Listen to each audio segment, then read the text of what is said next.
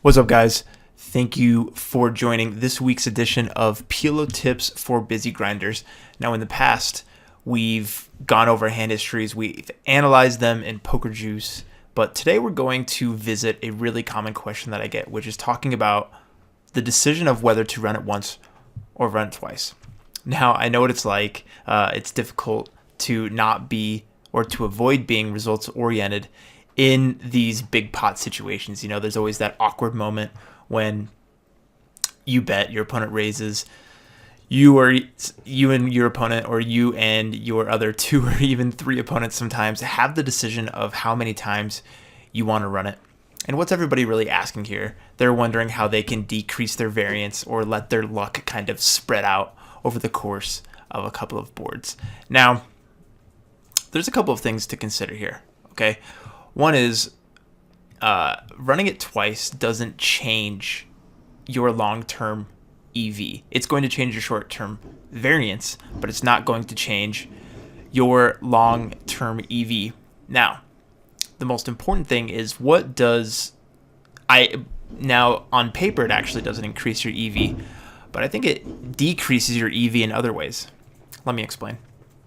So, if people know that they can semi-bluff you lighter and that you're one of the players that is willing to run it twice, they're willing to stack off a lot lighter against you, which means you won't have as much fold equity, which means you have less of this like fear equity. And frankly, one of the biggest profit generators in PLO is by preventing your opponent from realizing their equity. So in live PLO especially, I really try to make it clear to people that I'm only running it once. Now, there are occasions, especially in higher stakes games, when it makes sense to run it twice, especially in big pots.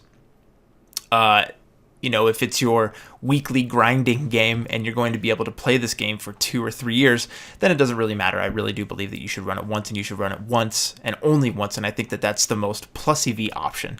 But, in occasions where you're taking a shot, it's a game that's a bit above your bankroll and it's a massive pot, I do think there's some merit to running it twice. If it's a pot size that you're only going to play once or twice a year, it could make sense to decrease your variance and run it once. But certainly from an image perspective, it's better to run it once.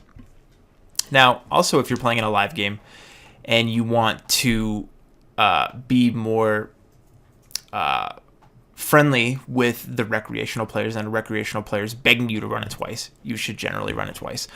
But for the most part, I think that it's good for your image to be the guy, kind of the jerk at the table, who runs it once as long as you don't get burned at the stake for it. Now, this player in particular is talking about a hand where he's got a 7-6-5 double suited. He flops an open-ender and top 2 and a flush draw. And then in another hand, he flops an overpair and the nut flush draw, and he's ends up chopping a couple of pots. Frankly, don't let those get you down. Again, it doesn't really change your long-term EV. But in general, I would say just run it once, right?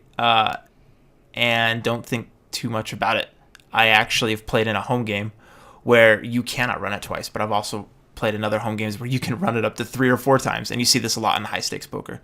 So that's all I've really got to say about running it once or running it twice. When you can run it once, if it really makes you feel more comfortable to run it twice, just notice that people are going to be stacking off against you much lighter, and it may change the ranges that you should be willing to stack off with as well.